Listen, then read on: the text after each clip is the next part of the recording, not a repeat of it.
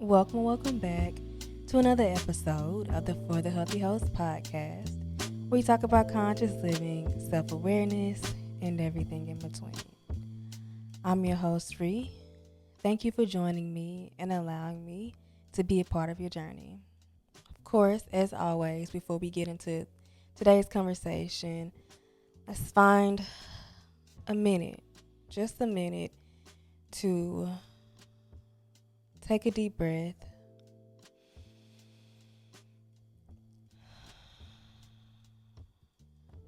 Check in with how you feel. Connect with your body. Get in tune with self in this moment to become aware of any feelings, anything at all that we may have missed, that we may have been unconsciously trying to push down and ignore. Now is the time to feel all of that, feeling it together. Right now, I'm feeling a little bit anxious, and honestly, I really don't even know. I think it's because I'm excited to talk about today's conversation, but it also could be because some of the experiences that I've had this week weren't so cute. They weren't so pretty, weren't so peaceful, weren't so calm. So it's almost causing me some anxiety. This is why I fucking love the check-ins, because the moment I made myself aware of what I just said, my anxiety is slowly easing. Oh my God. I love introspection and reflection. Oh my goodness. It's the best. But yeah, however you're feeling right now, it's okay. There's no wrong answer. It's only wrong if you deprive yourself from feeling how it is you need to feel. Outside of the anxiety, I'm feeling pretty good. I'm feeling pretty rooted and grounded in myself. I'm feeling open. I've reached an area of my life where I've just been so open, so receptive to experiences, to new knowledge about, I guess, how to function as a human being, a spiritual being, new knowledge about the world. That's just the era that I'm in, and I love it. I found myself dabbling back into nonfiction books because of the openness that I have, I guess, that has made a return back into my life.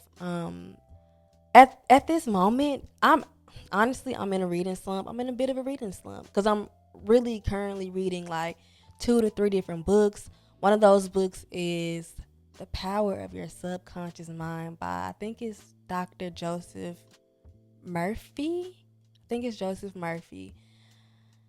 And I've had that book for years, and literally 7+ years, and I'm just now picking it up.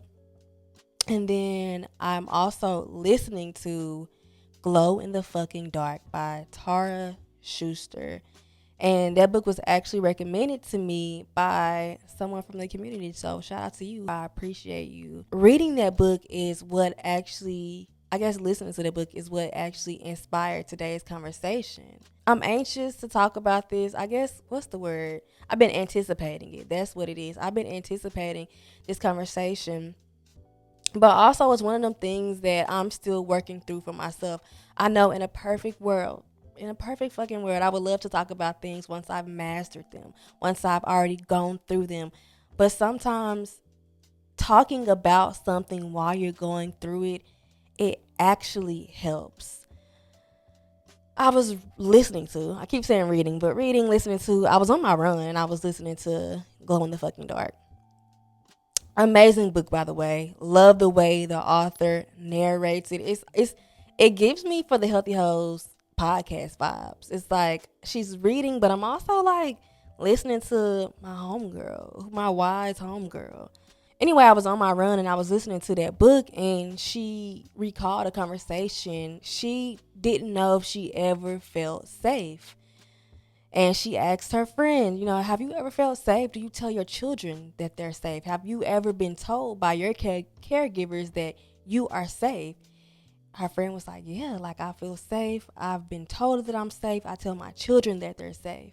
And the author Tara, she realized like, damn, I ain't never really felt safe. I ain't never been told that I was safe. I've been shown and told the exact opposite is what she realized. And from that, a lot of feelings, thoughts, reflections, memories were evoked inside of me. One of the first things that came to mind is like a lot of us try to hold space for other people, create safe spaces for other people, and we don't create that space for ourselves. We don't hold that space for ourselves. It's not something that we often think about or we're often aware of, because the thing is, safety is our birthright. We like to think that everybody feels safe mentally, physically, and spiritually because naturally it's our birthright. It's something that we deserve by existing. So it's not a thought that comes frequently or at all. I think it's so important to create a safe space for yourself, because by creating space for yourself, you are creating safe spaces for others. There are people in my life, my children, my partner, who I vow to hold space for. And when I create a safe space for myself, I'm creating a safe space for them. I'm creating a safe space for them to be themselves.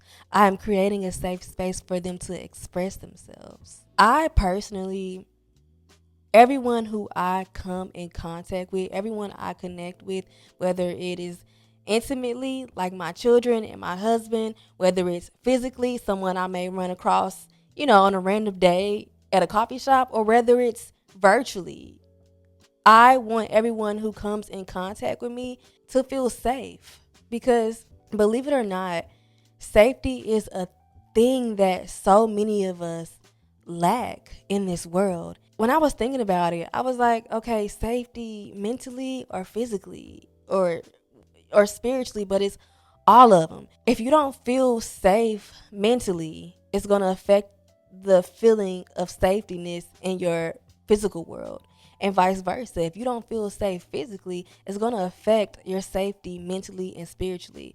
The mind and the body and soul is connected. It has always been connected. It will always be connected. So safety in all aspects is it's necessary. It's your birthright. You deserve safety in all areas of your life. I want to take this moment to hold space for anybody who is listening, anybody who isn't listening, who doesn't feel safe right now in any aspect. I want to take this time to hold space for you. I see you. I hear you. I feel you. And it'll be okay. I'm sending you love. I'm sending you strength. I'm sending you resilience. You're going to be okay. When I was younger, sometimes I felt safe and sometimes I didn't. What I'm noticing about myself and about the rest of the world is that we are oblivious to the fact that duality exists in every facet of human experience, the earth, spirituality. Duality is among us. So I had to keep it a buck with myself about my experience with feeling safe. Yeah, sometimes I felt safe and sometimes I didn't feel safe. When I was younger, my safe space was my grandmother. First and foremost, she just radiated such divine feminine energy. She was rooted in who she was. And so that fact allowed her to shine her light on me and everything that she came in contact with. But also, she believed in me. I told her my dreams. I told her what I was thinking, and she believed in me. She supported me. She seen me. And she didn't treat me like a kid. She treated me like a human being. We live in a world where we treat kids like kids. When they are humans, they're little human beings. It's a delicate thing.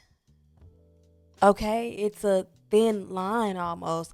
She was able to treat me like a human being and still care for me, still nurture me, still provide me with physical safety, food and shelter and love and calm.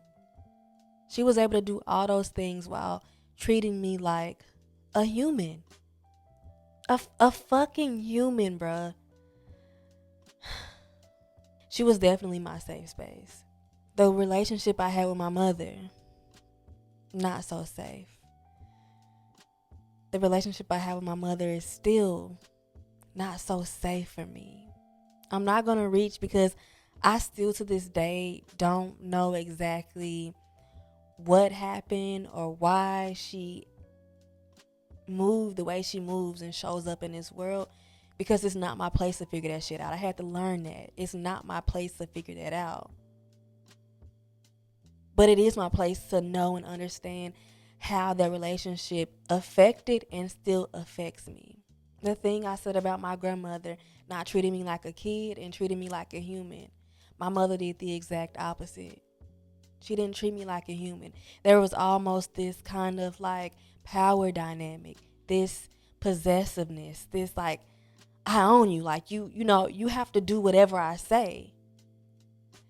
And it was evident in the way that she spoke to me. It was evident in the verbal abuse that I experienced growing up in her household. And for reference, to get a little bit more, I guess, insight, I lived with my grandmother for a little bit. And there was a time where I lived with my mother. So I experienced both of those in its fullness. Sometimes I think back to when I did something wrong, or when I don't even fucking know, when I didn't hear her. Even to this day, like sometimes she'll say something and I'll be like, I didn't hear you. And she will yell it. Literally yell it at the top of her lungs, because there's a lack of, I don't even know, like a lack of patience. I have no idea what it is. And again, I find myself trying to figure it out, but it's not my job to figure it out. But it made me not feel safe. It made me not want to speak up. It made me not want to, in a sense, I felt muted. Like I couldn't really find my voice when I was around her. And sometimes when I wasn't around her. I will always reference these relationships, these women, because they are who I had contact with in the early years of my life. So obviously it's going to affect my existence. It's going to affect how I view myself, how I view this world. I know it goes without saying, but I love both of these women. And I don't know if I'm saying this for those who are listening or for myself, but I love both of these women to my core. But it's helpful for me and for those around me when I reflect on these experiences. And in a sense, it just kind of is what it is. I didn't actually think about this one until this morning. My relationship with the love of my life offered me so much safety that I didn't even know I was looking for. I didn't even know I needed. And it's crazy because I didn't realize that I didn't have safety, or I didn't feel safe amongst my peers really, until I felt this feeling of safety from my lifetime partner. I've never felt more safe with a human being. I've never felt more seen with a human being. I've never felt loved and as open and like just feeling like I can really be myself and say whatever I want without feeling judged. That's a level of safety that I didn't even know I needed, that I, to some extent, took for granted. But I acknowledge it And I express so much gratitude for that safety, for that space that was naturally created within our relationship. These feelings of safety or lack thereof affected me in both good and bad ways because, again, two truths can exist. Let's start with the good because, girl, why the fuck wouldn't I? Okay? I don't know. Do you like your news? Do you like the good news first or do you got like the bad? Why can't I talk today? Do you like the good news first or do you like the bad news first? We starting with the good today. It made me delusional. I feel like, okay, let's go back. It made me necessarily delusional about my dreams and what I feel like I can do in this world. At the end of the day, I feel like some shit that I done been through, I feel like a lot of people it would have. It should have broken my faith in myself and what I can do and my dreams. And that's not to say at times it didn't break my faith, but I always found my way back to my faith and trust in myself. This delusion started from a very young age because of the safety that I felt with my grandmother. Like, y'all, I mean, I'm, of course, 10. I feel like that's the age where the delusion is there. And it's kind of normal, but quote unquote normal. But I hate the word normal. I got 16 and 17 and 18, 22, 25. And I'm still believing that I can do everything that I say I want to do, that I can achieve my desires, that I can talk on a fucking podcast. I think it's because I am very connected to the calling that I have in this lifetime. When you have a calling, it's exactly fucking that. It's a calling. That shit never go away. It never goes away. You have to answer it. You have to surrender to it. And I don't know. I think it's the delusion. And I also think it's the connection to this calling that I have. It just will not go away. The calling to talk, the calling to express myself, the calling to create, the calling to connect. That shit will not go away because it is my calling. It is my calling. And whatever calling you're having, whatever calling that just seemed to never go away, regardless, you try to throw that shit in the trash, you try to like push it all the way down, that hoe just keep knocking because it is your calling. And I think, first of all, I think I went off a little bit, but I'm coming back. I'm circling back. I don't know if it's flat out delusion or it's just that I've surrendered to my calling and what I'm meant to do.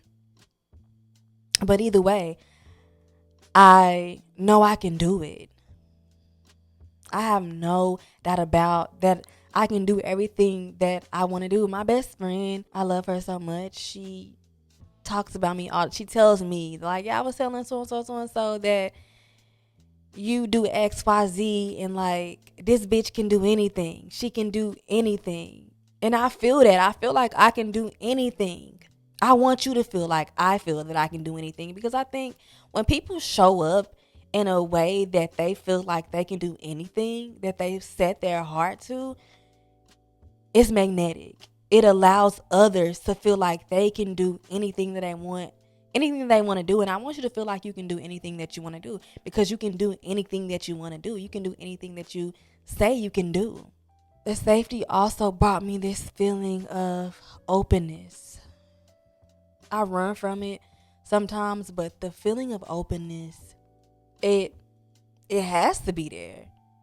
Or I wouldn't be able to be here talking to you right now. The feeling of openness to receive love, to receive abundance, to flow, to just do and be all that I need to. Okay, the bad. The bad caused an imbalance in my root chakra. Your root chakra, it allows you to feel grounded in who you are. It allows you to feel rooted in yourself. It allows you to feel safe.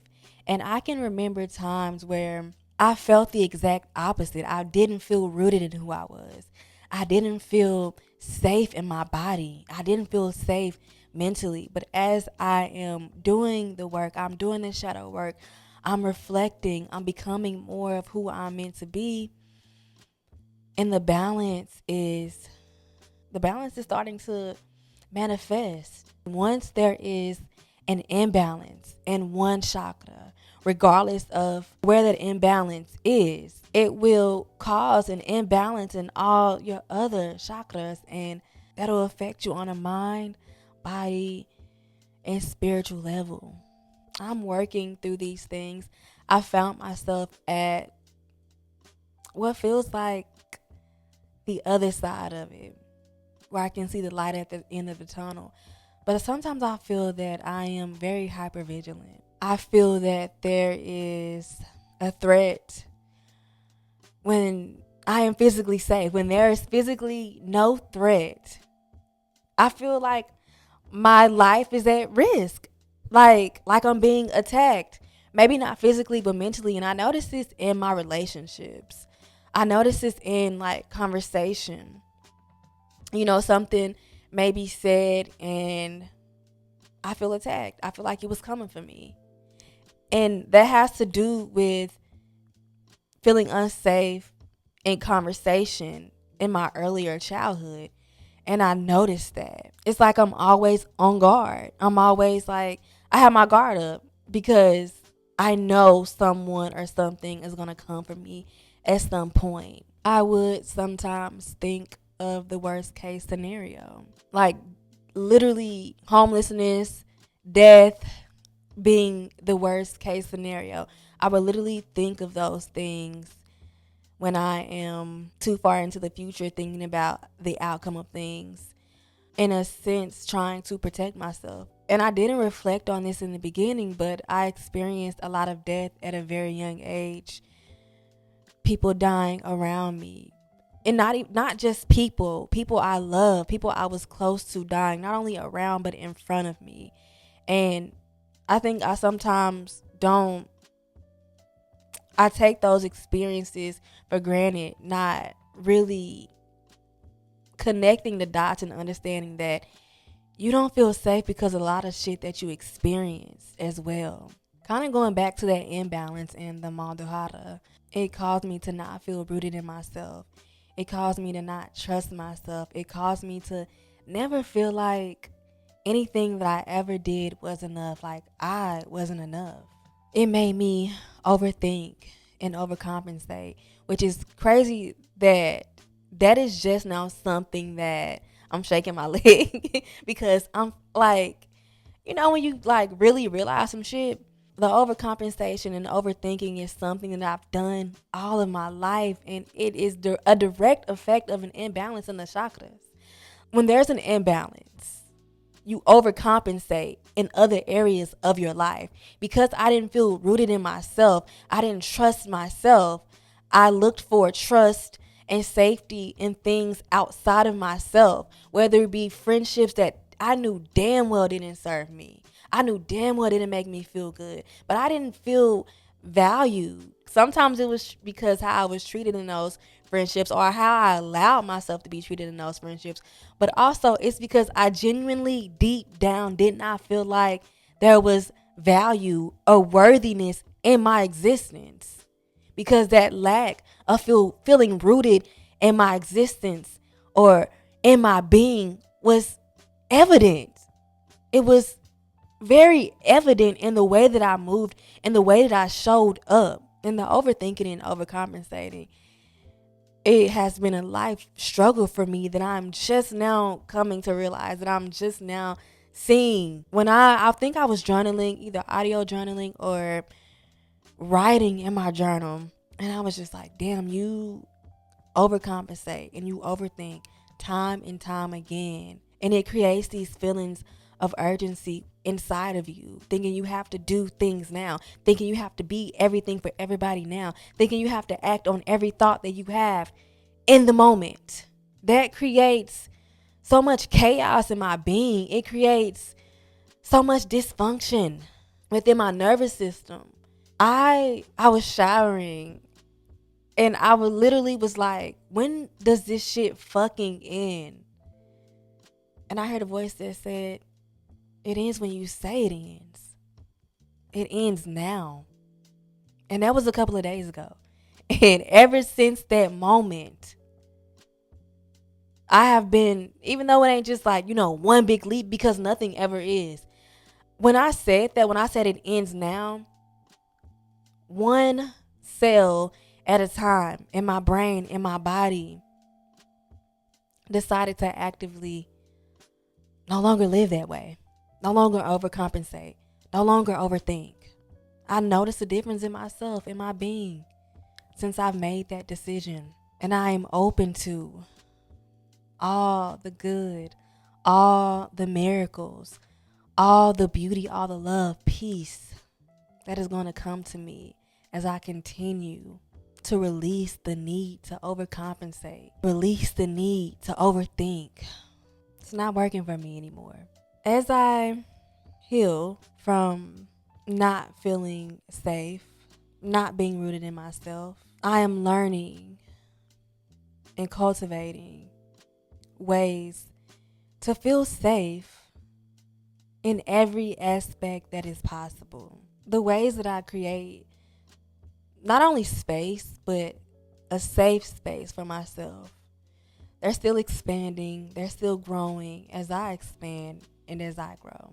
One of the most obvious ways that I create space for myself, and I say obvious, not obvious to you, but like obvious to me, is I connect with myself. Create a fucking connection with myself.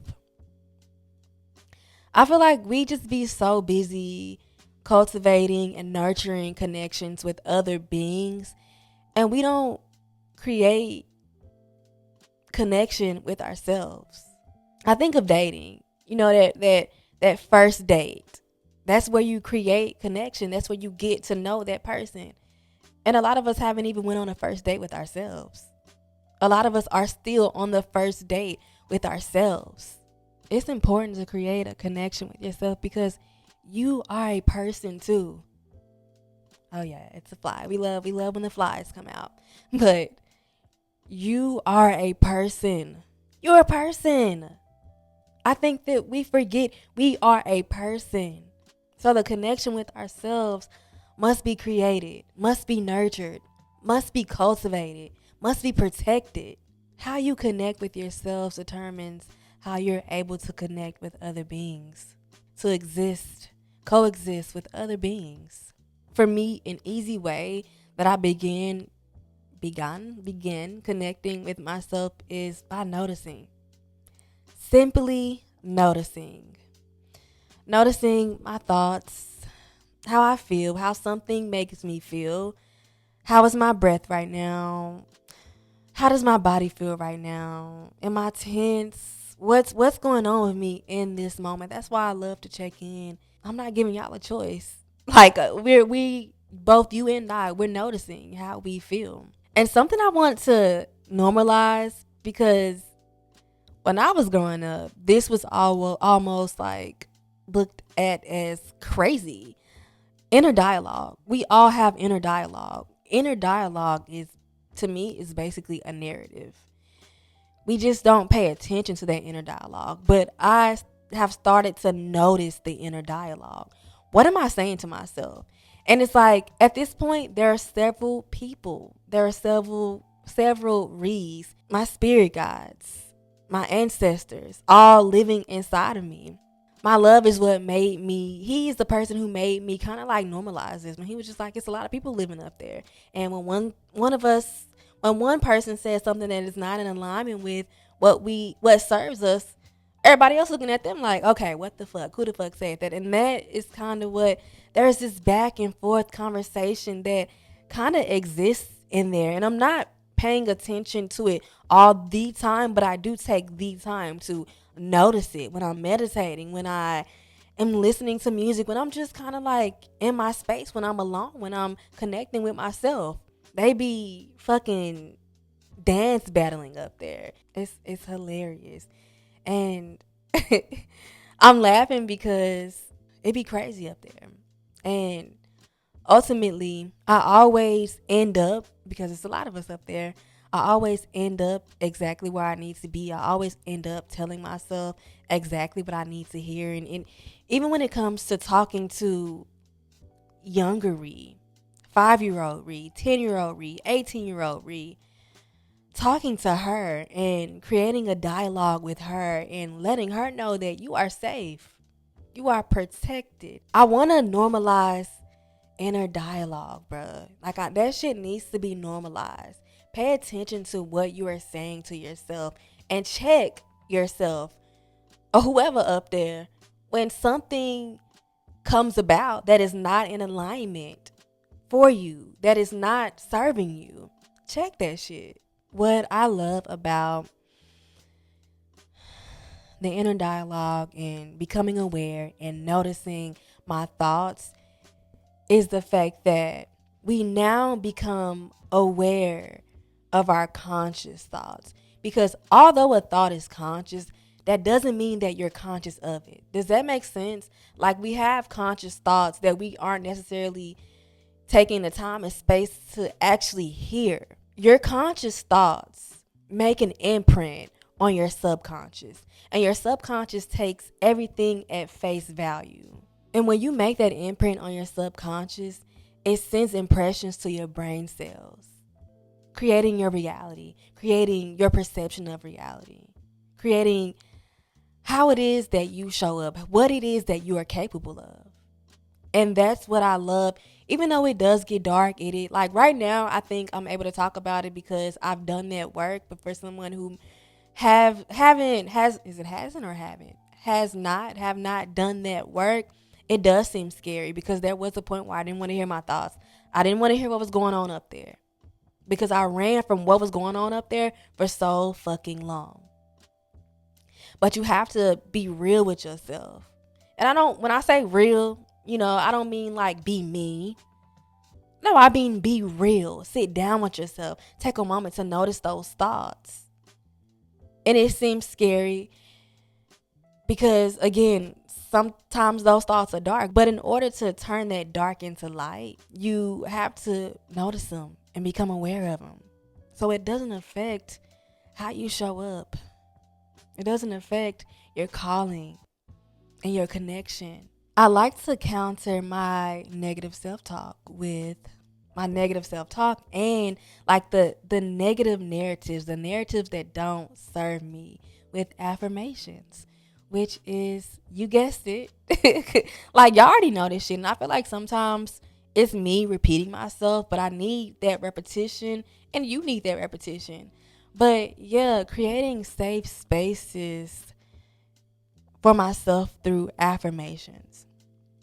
So again, I mentioned in the beginning how I really been in my nonfiction era, okay, and absolutely loving it. Do you feel what I'm saying? Because I don't think you understand. There was a point where I was reading self-help books and I was just like reading it to fix myself. I'm broken. I need to be fixed. Da da da da. And I was reading it because I thought I needed to. I thought I had to in order to be better. I didn't realize that the answers are within me. Yes, the nonfiction and self-help, it can give you deeper insights and help you connect with yourself, but the answers reside in you. And once I figured that out, I started to actually fucking live my life. Okay, anyway, yeah, I'm enjoying reading because I'm just, like I said before, at a point where I am very receptive and open to new knowledge and new findings about myself, about the world. Okay, I've been learning a lot about the power of suggestion. The power of suggestion is used, I don't even fucking know where to start. I'm not going to really just start nowhere because I'm going to get to the point what I'm saying. I'm just really excited about this, but I don't want to spend too much time on this.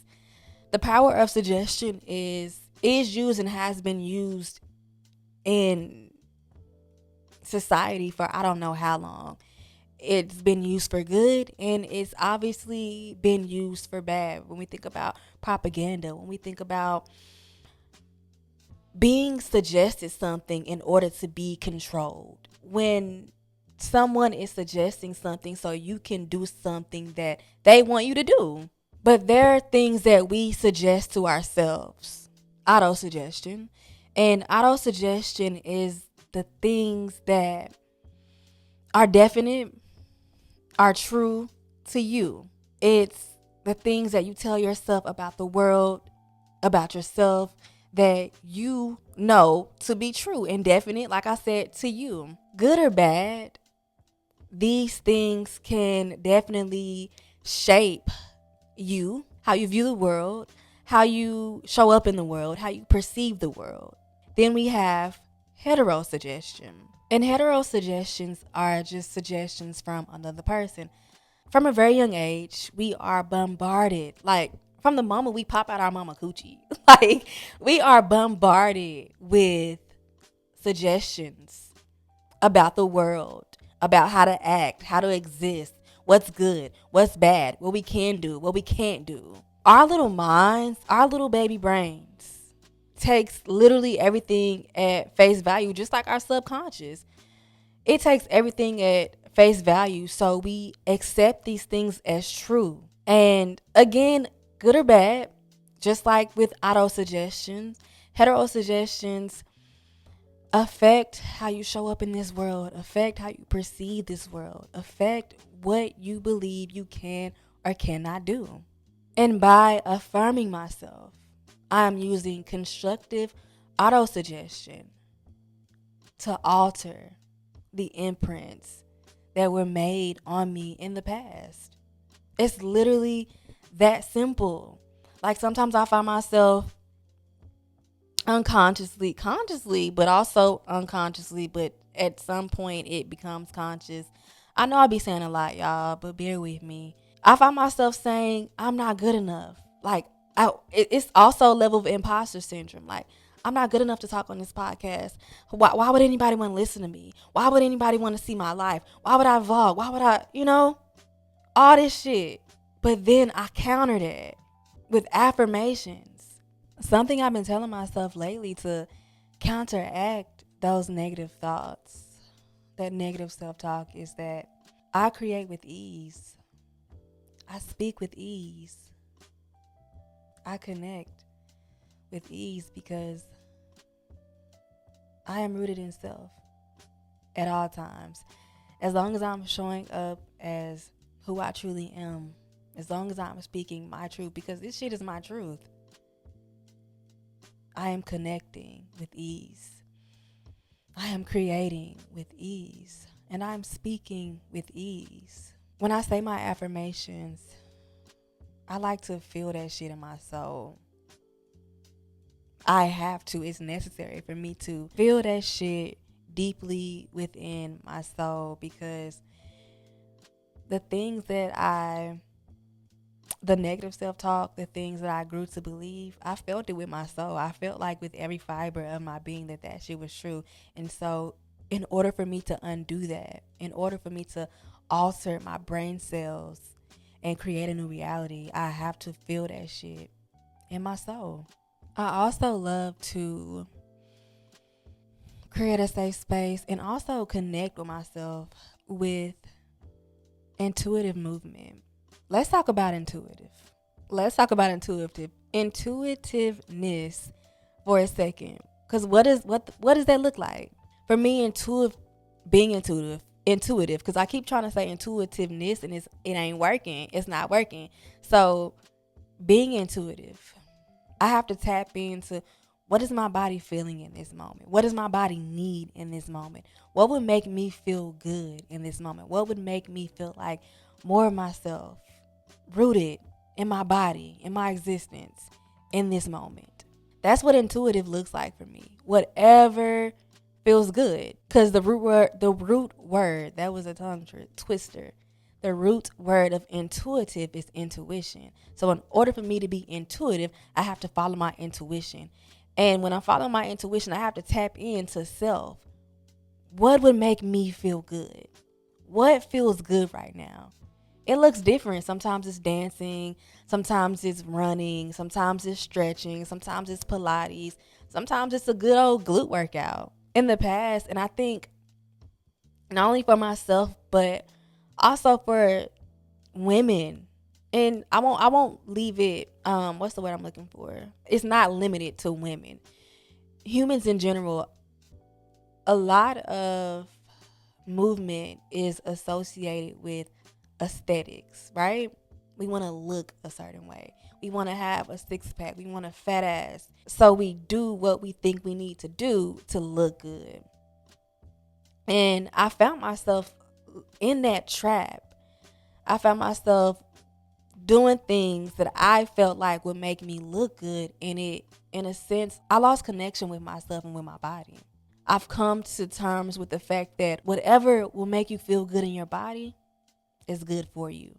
And it will make you look good. Because when you feel good in your body, you feel more confident about the way that you look. So I've been learning to let go of moving my body how I think I should move it in order to look a certain way. And tapping into what will make me feel good mentally, spiritually, and physically. What would make me feel good? And this in return creates a healthy relationship, not only with movement, but also with my body, also with myself. When I move my body, it reminds me that I'm alive. It reminds me of this physical vessel that keeps me alive every single fucking day without fail. And it makes me feel grateful. I feel a level of acceptance, a level of love, a level of peace for this body that houses my soul. Intuitive movement makes me feel deeply connected with my physical body. In return, affecting my mind and my spirit. When I'm moving my body, I feel like I often reach meditative states. When I meditate, which is another way I create safe spaces for myself, when I meditate, it looks different. Sometimes I'm sitting down. Sometimes I'm literally running as a form of meditation. I'm cooking. That's a form of meditation. I'm creating. That's a form of meditation. My thoughts on meditation have kind of changed. I used to think that it was being in the moment, and it is. But it's also other things. For me, meditation, it's about being in the moment, but it's also about being aware of myself in all capacities. And it's also about creating space. Meditation creates space for me. I want to talk about my meditation experience because I'm a normal girl, okay? And like the rest of you, like we're all normal people. And I think it's important to hear about meditation from people who aren't necessarily like experts at that thing. I'm just a normal girl. And I wrote, literally after I meditated the other day, I went and wrote down my experience. I was called to do that. And this was before I even knew I was going to talk about it in today's episode. I was called to write down my meditation experience. When I sit down to meditate, the first thing that kind of arises is the like little random things that I didn't pay attention to or didn't have the space to pay attention to or notice. Whether it be last week, a couple days ago, a year ago, like these random things tend to come up. And at this point, my thoughts are just like, it's like ping pong. It's like they're going. And I'm thinking about one thing to another within seconds. Like I remember saying to myself, as I'm meditating, I notice how I literally transport to another dimension. Because it's almost like I'm reliving that experience. Or sometimes I think about things that aren't necessarily things that I experienced, but just random shit. I don't know. I can't think of anything right now. But I noticed how my thoughts ping pong and how I transport through time and different portals when I'm meditating. That's what it looks like in the beginning. Like a whole bunch of noise that I want to say is meaningless, but it's truly not. Some of it is meaningless. Some of it is absolutely not. And then from there, I kind of get a little more conscious of my thoughts. And this is the part where I kind of like start to slow down and my breathing kind of gets a little slower and a little deeper. Because mind you, when my thoughts are racing like that, my breathing is rapid. Like it's going. But this is the part where that breathing slows down and I'm starting to become more aware of those thoughts. I'm letting those thoughts flow and come and go as they need to without judgment. I start to affirm myself. I start to cry, or sometimes it's just straight up laughter, but it's feeling whatever I needed to feel to let those thoughts pass. I know with meditation, and I'm guilty of this, I've done this before. People often talk about stillness and silence and bliss, right? Because I used to think that was the point. Like, oh, I want to get to bliss. I want to get to, and that's the thing with meditation. You can't go into it expecting to get the exact experience that you had the last time. You have to go into it with an open mind, with the beginner's mind. But sometimes I get to bliss and sometimes I don't. Sometimes I'm able to sit in stillness and silence, and sometimes I'm not. But what I always have is more space. I have more space to be myself, more space to make conscious decisions that aren't rooted in impulse and emotion. I have more space to breathe, more space for gratitude, more space for love, more space for peace, more space for a full and rich life. I just have simply more space. And I'm learning, for me, that is the point. That has been the point the whole time, is to create more space through meditation. If you needed that extra push to meditate, consider this it. It's not going to be perfect. Nothing is. Just simply take that time to be with yourself and become aware of your thoughts, creating safety and creating space for yourself. You deserve that. At this point, I feel like I'm just kind of like telling y'all my morning routine because I do these things, if not every day, definitely every week. A few times a week, I'm doing all of these things. Journaling. You knew that. You already knew that. I love journaling. And I think a lot of times we don't feel safe to express ourselves. We don't feel safe to use our voice, to allow our thoughts to manifest into words. And journaling does every bit of that for me. It makes me aware of how it is that I'm truly feeling. It validates how I'm truly feeling. Because sometimes I don't be realizing I feel some shit until I actually write it down and journal it. Journaling is definitely the thing that, again, not only made me aware of how I felt, but it showed me who I am. It allowed me to connect deeper to who I truly am and who I'm meant to be. I know a lot of times with journaling, so many of us don't know where to start. We don't know what to do, but just start. Just like with everything, just start. I think first of all, we live in the what is it called? The era of information and knowledge. So much knowledge and information is easily accessible to us. And our human brains is trying to just think of the best way or the easiest way to do whatever thing that it is. And I don't think it's any different with journaling. Like, we want to do it right. We want to do it perfect. Just do it. Just start. I promise you, there is no rules to this shit. And I be having to remind myself that when I'm journaling. Like, I went to college and my major was communication. And I wrote a lot of papers. And I say all that to say, grammar was important. The way things were like ordered was important. There was so much structure in these papers that I used to write, and I have to get rid of that skill that helped me get through college, because it doesn't apply when I'm journaling. It's like literally scatterbrain. Whatever comes to my mind, I write down. It could be I don't feel like journaling today, or I'm not feeling very well today.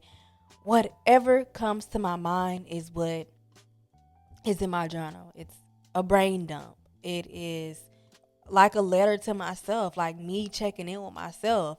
And I feel like in the beginning, like 10 years ago when I first started journaling, I probably felt like someone would feel when they want to start something new, such as journaling. Like, I don't know what to do, da da da. But the more I did it, I guess the better, quote unquote, better I got at it. The better I was able to just flow. The better I was able to just dump whatever was on my mind. When you journal and you express how you feel on the pages, on those pages, you are not counting on anything or anyone outside of yourself to express yourself.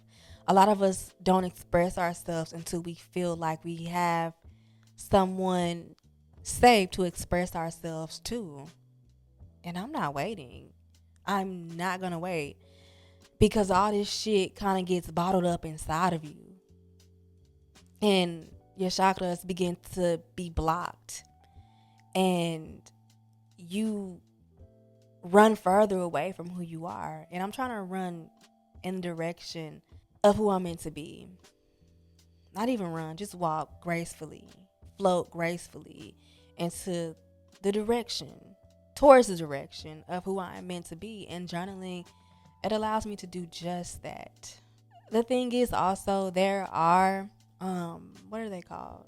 Prompts, journal prompts. There are journal prompts. I don't know why I can't say that. Journal prompts do exist, and at some point I can definitely provide some journal prompts to get your brain working, to help you connect with yourself. But if you can, for the time being, just write whatever comes to your mind. The more you do it, the easier it'll get, and the more in tune with self you'll get. So I know I've been talking about connecting with my body, and I feel like a lot of the ways that I've been expressing as far as like creating a safe space for myself, they've been kind of mental, right? They've been mental and spiritual, and like just a way to connect with my body. But another way I create a safe space for myself is through my home. Through my home. I love my home. I love my space. And I feel like this space that I'm in now, physically, is the first home that I've ever really tried to make a safe space for myself. Like, before, I think my home was just my home. This is where I slept, ate, cooked, but nothing else. There was really no connection. But when I moved, I think it was, actually, this is not the first home. But I think the concept of creating a safe space for myself in my home is still fairly new to me. I would say about 4 or 5 years. To me, that's new. That's new. I would unconsciously, at the time, but now consciously, use things like color psychology and science and minimalism, both mentally and physically, in order to create more space. I use all those things to create peace, feelings of calmness, feelings of safety inside of myself. I love things like plants. I have so many plants in my home, and you know, it's another story for another day, but most of my plants are propagated because they're easier to take care of. But I love plants. I love my Palo Santo. I love books. I love earth tone colors and like my wooden dressers. It literally calms my nervous system and creates a feeling of peace and warmth and love inside of me. I just feel like as an adult, as a human being, let me go back, not even adult, because I say adult because I know when we are living with parents or caregivers, we may not always have the opportunity to create a space, a safe space for ourselves physically. But I feel like when I got my own shit, or even if I just got my own room in my home, it need to be safe. There are so many unsafe places or places where I may go out and not feel safe because of the energy circulating those spaces, that when I come home, when I come to my mi casa, I want to feel safe. I deserve to feel safe. And yeah, I've created that. I'm looking at my records right now. Side note, I don't have a record player because it broke, but I will be getting a new one soon. Yeah, the warm lights, the mirrors. I love to look at my reflection and remind myself who the fuck I am. The blank spaces, right? The white, because minimalism in a physical sense creates space mentally. A clear space is a clear mind. My home entices all of my senses. Like, think about my human senses, my sight, the smell, taste, hear, or sound. Is it hearing? Sound, whichever it is. It entices all of those elements of my human experience, and I love it. It makes me feel at peace. It makes me feel so safe, and I'm grateful that I have the resources. I'm grateful that I have everything I need to create a safe space for myself physically. It's such a blessing that I sometimes take for granted because I didn't always have these resources. And I'm grateful that I do now. The last way, there are other ways, but I didn't want to keep y'all here for so long. I didn't, because I feel like we've already been here for a really long time. But I feel like this one, it's obvious, it goes without saying, but it's also not so obvious. I am creating a safe space for myself by not allowing those who don't make me feel safe, mentally, physically, and spiritually, into my space.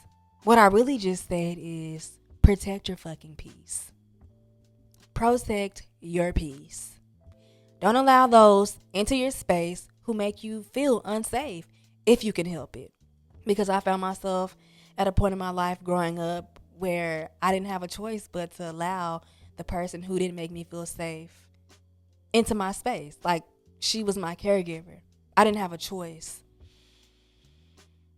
But now I do. Even with friendships, as I mentioned, that overcompensating. Sometimes I would find myself, even especially early adulthood, like 18, 19, 20. And sometimes now I've had to really check myself because I'm still learning to not go around, not allow people to come around, whether it be physically or mentally or both, if they don't make me feel safe. I've become to be so rooted and grounded in myself that if you don't make me feel safe, I don't need you around. If I have to question your intentions, because that's really what it is, your intentions, I don't need you around. When you're having a conversation with somebody, right? And this is not what I'm talking about. When you're having a conversation with somebody and y'all disagree, there is space for you to disagree in relationships. But keep it cute, keep it classy, keep it healthy. Have healthy conversations about how you feel, because quite naturally you're going to disagree and have different perceptions and different feelings about the world and about things because you're different human beings. That's not what I'm talking about. I'm talking about when someone deliberately puts your value at risk, put your worth at risk, put how you feel about yourself at risk. I look back at some of the relationships that I had, some of the friendships that I had, and I question their intentions. And I don't want anybody in my space where I have to question your intentions. If you don't make me feel safe, I don't need you around. I have enough safety in myself. I have enough safety in the relationships that I currently do have. So if my safety is at risk mentally and physically and spiritually, then it's not worth having you around. And I think it takes a lot of self-worth to say that, because I found myself, like I said before, in relationships that didn't serve me, relationships that didn't align with the feelings that I wanted to create for myself. So I had to say bye. I had to let it go. Yeah, we've been here for a long time today. I don't know if it's actually been a long time, because when I lay down here and have these conversations, the concept of time just kind of like dissipates, it disappears. If you are still here, I'm happy this message, this conversation found you when it found you. Because if you're still here, that means that it was meant for you. Also, remember that everything that I mentioned, you don't have to jump on all of it at once. One step at a time. And if something didn't resonate with you, that's okay. One thing at a time, and do that one thing one step at a time. Connect with yourself and find different ways that I may not even be aware of, that I may not have even mentioned, to connect with yourself, to create safe spaces for yourself, because you deserve that. You deserve to feel safe in all aspects of life. I want that for you. On that note, I'm sending you so much peace, so much love, so much abundance, and everything you need in this moment. I'll talk to you next time. Bye. Mwah.